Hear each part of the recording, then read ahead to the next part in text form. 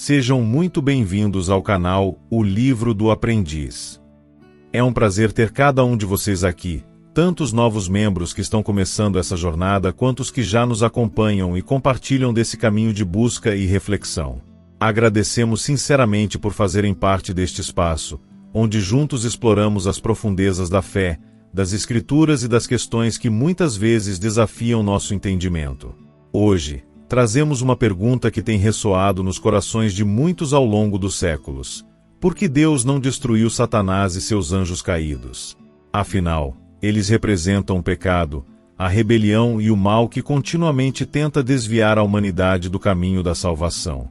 Será que não seria mais simples Deus eliminar a fonte do mal, trazendo paz imediata ao universo? Essa questão nos leva a uma reflexão profunda sobre a natureza de Deus, seus propósitos e seus atributos. Neste estudo bíblico, vamos juntos desvendar algumas camadas desse tema complexo. Falaremos sobre quem é Satanás, sua origem, o impacto de sua queda e o papel que ele desempenha dentro do grande plano divino. Vamos descobrir que a resposta envolve conceitos de justiça, misericórdia e o próprio caráter de Deus. Prepare-se, porque essa reflexão pode não apenas surpreender, mas também ampliar sua perspectiva sobre o poder de Deus e a maneira como ele lida com o mal. Fiquem conosco até o final, pois este é um tema que trará um novo entendimento sobre a luta entre o bem e o mal e, mais do que isso, uma nova luz sobre o caráter de Deus. E, claro, ao final, queremos ouvir suas reflexões e perspectivas nos comentários. Contem-nos o que vocês pensam, compartilhem suas dúvidas e experiências, pois esse diálogo é o que enriquece nosso aprendizado e fortalece nossa fé. Então, sem mais demora, vamos juntos mergulhar nessa questão intrigante. A nossa história começa no mais alto dos lugares, no céu, um reino de perfeição, onde a paz e a glória de Deus preenchiam tudo. Ali, entre as hostes celestiais, estava Satanás, que não era apenas um anjo, mas um ser de notável beleza, inteligência e poder. Era exaltado por sua posição e admirado por sua majestosa aparência, um verdadeiro reflexo da glória de seu Criador. Mas, em meio a toda essa perfeição, algo começou a mudar.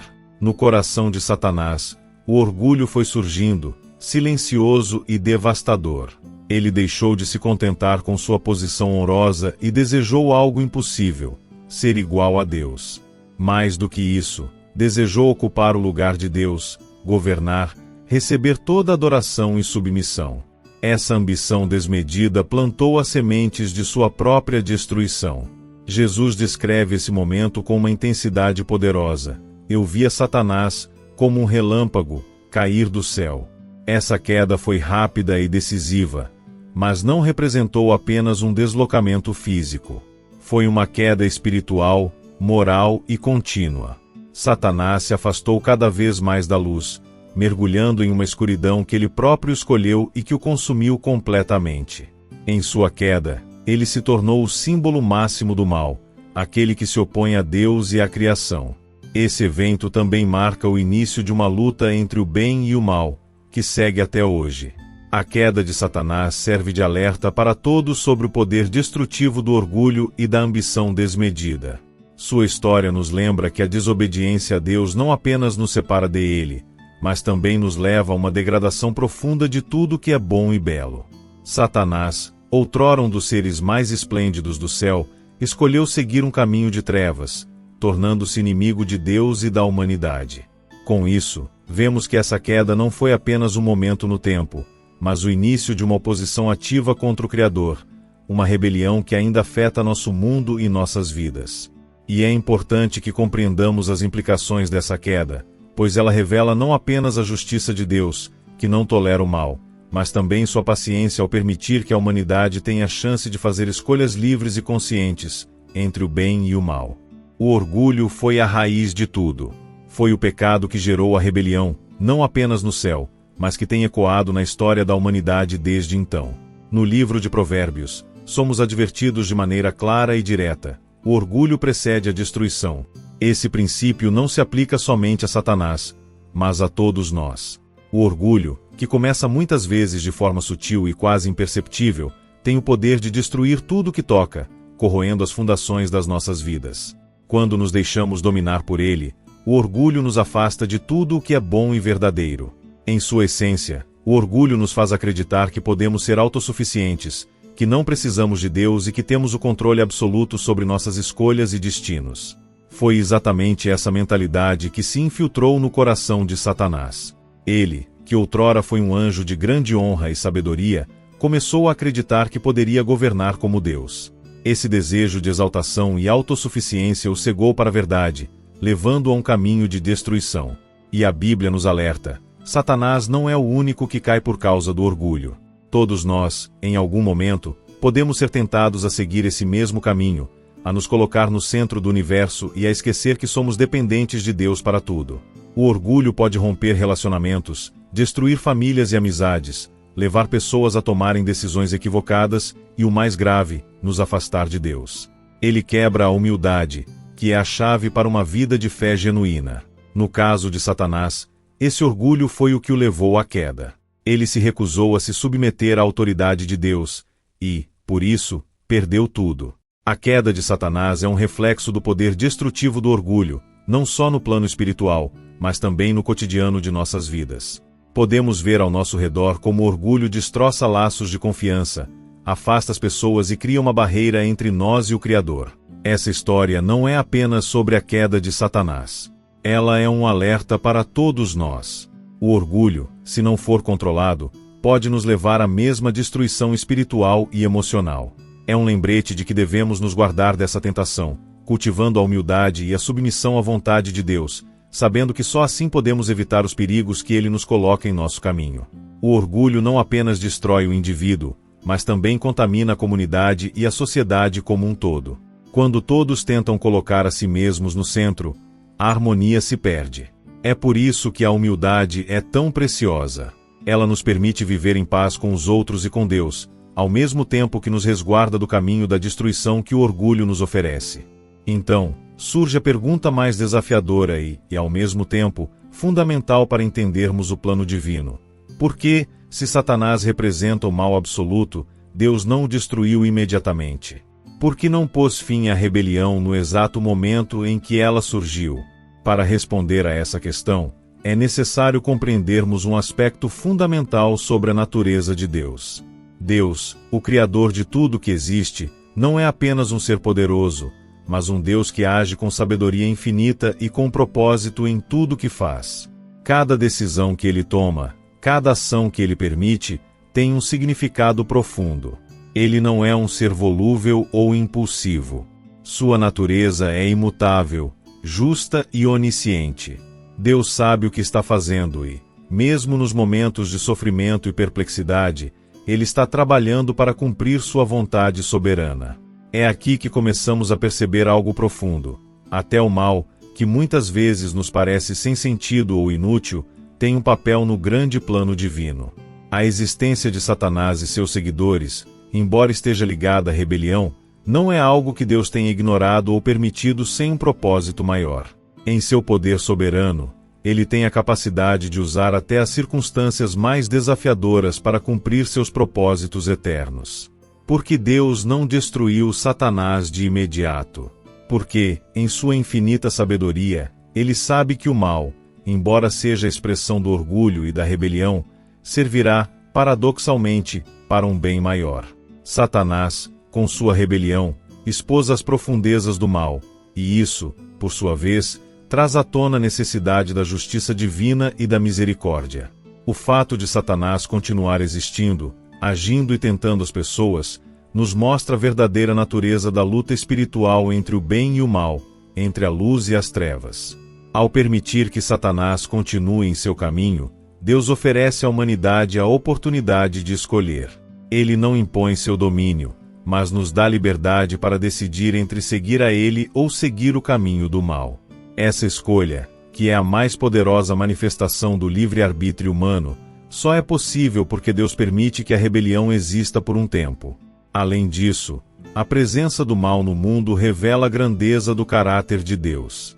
Sua bondade é mais evidente quando contrastada com o mal. Sua graça é mais profunda quando reconhecemos a realidade da tentação e da queda. A existência de Satanás e seu papel no plano divino nos ensina que, mesmo no caos, Deus tem um controle absoluto. Ele nunca perde o comando da história, e sua vontade será cumprida no final. Portanto, a razão pela qual Deus não destruiu Satanás imediatamente está enraizada na sua soberania e no seu plano eterno, que vai além da nossa compreensão. Mesmo o mal, paradoxalmente, serve aos propósitos divinos.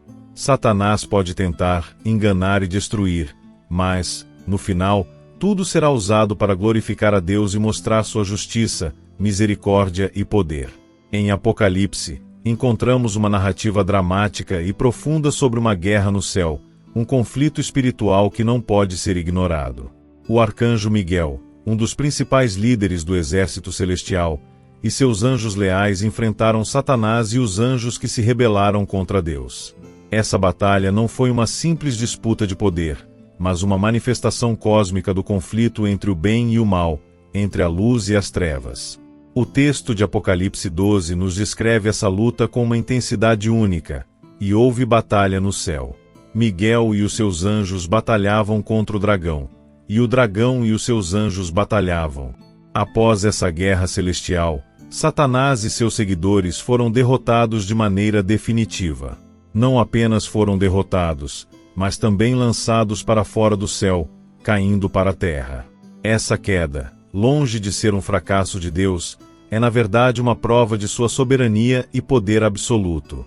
Deus não foi desafiado nem teve que lutar com alguém à sua altura.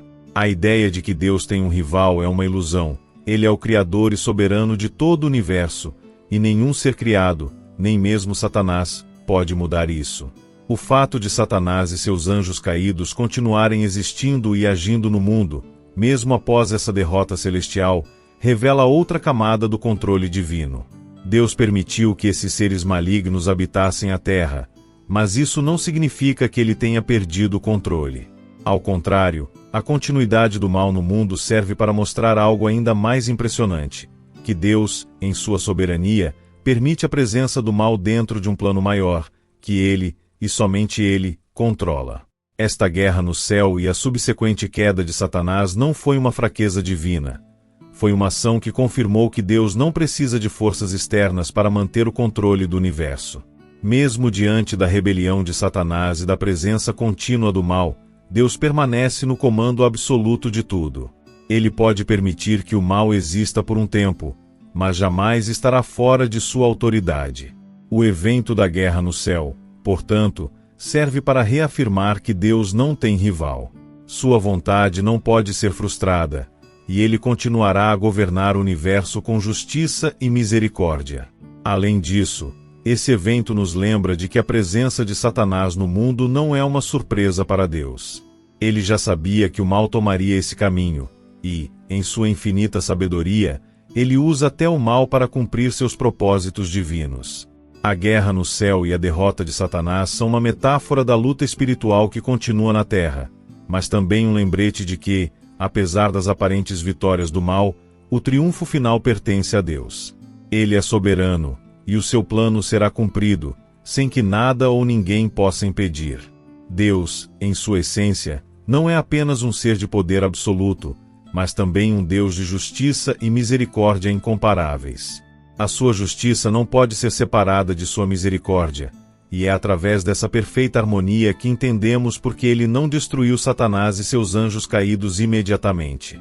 A justiça divina exige que toda rebelião seja julgada, mas não de maneira impulsiva.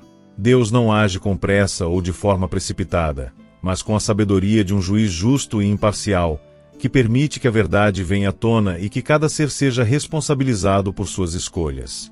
No caso de Satanás e seus seguidores, essa responsabilidade será assumida no dia do julgamento final.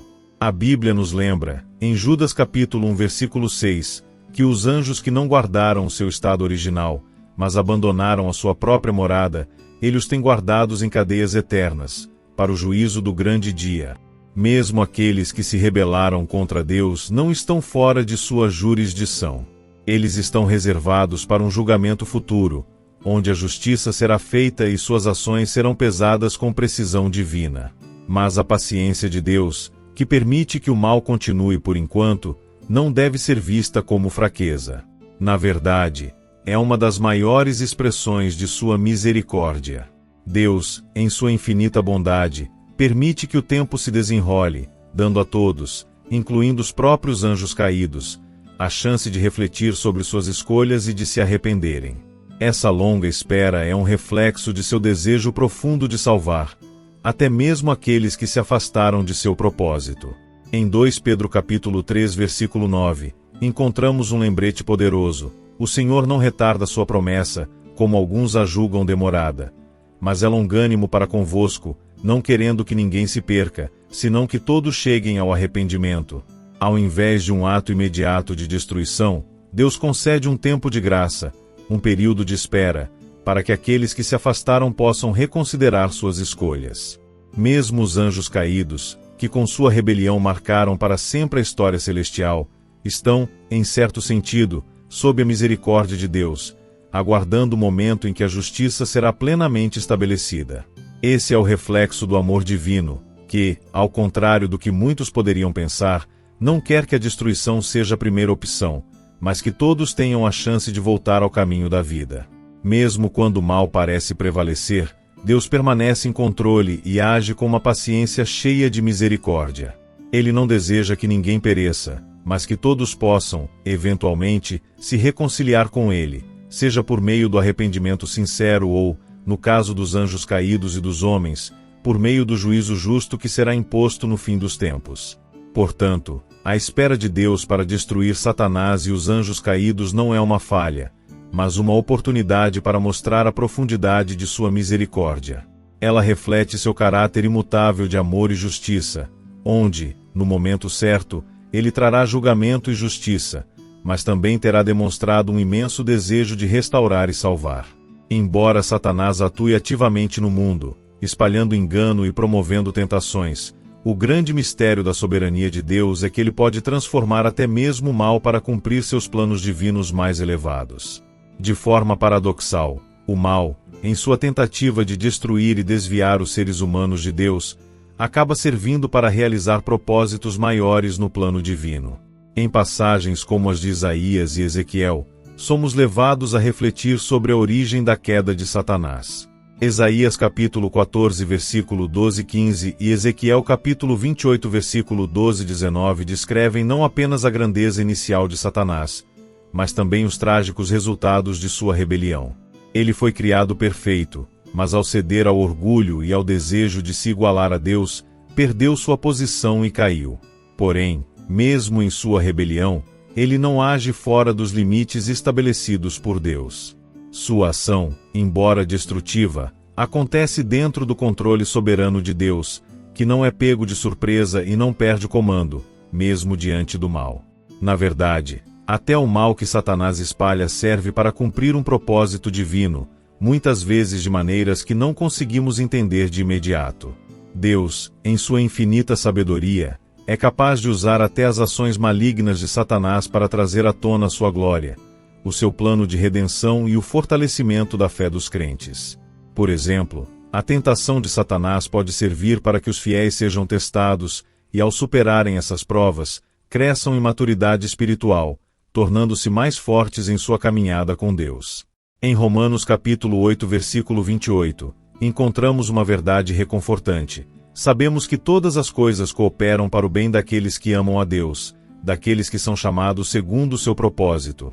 Este versículo é um lembrete de que, mesmo diante das dificuldades, tentações e adversidades, os cristãos podem confiar que Deus usará todas essas circunstâncias, inclusive as ações malignas de Satanás, para o bem final daqueles que o amam e buscam sua vontade.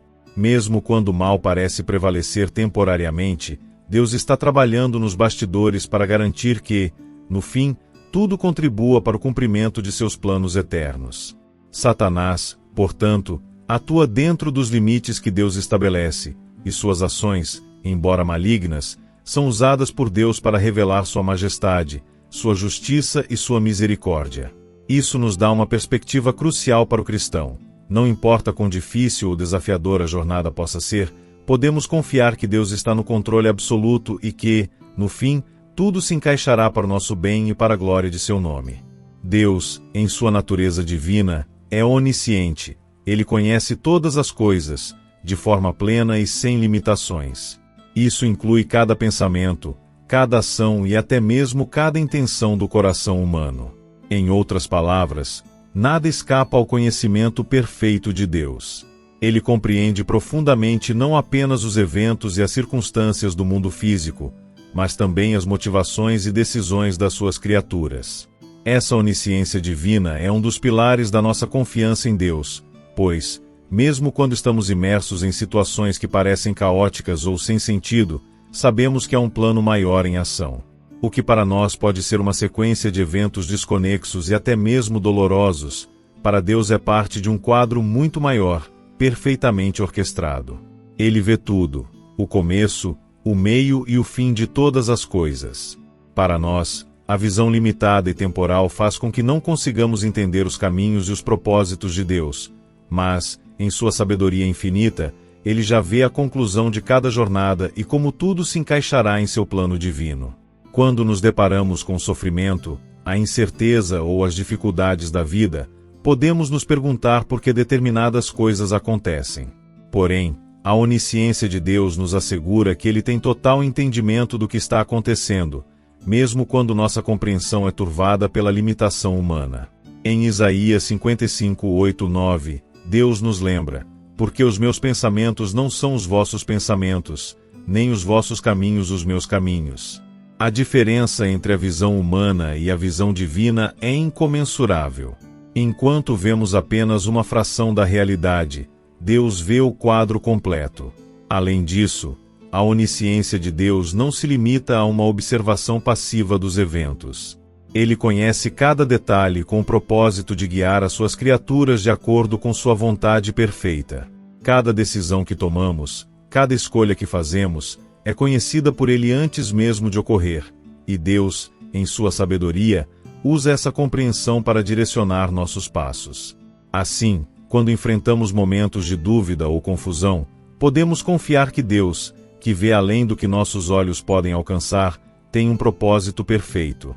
Ele orquestra todos os detalhes, por menores que pareçam, para que, no final, seu plano divino seja cumprido em nossas vidas. A nossa perspectiva é limitada, mas a de Deus é eterna e infalível.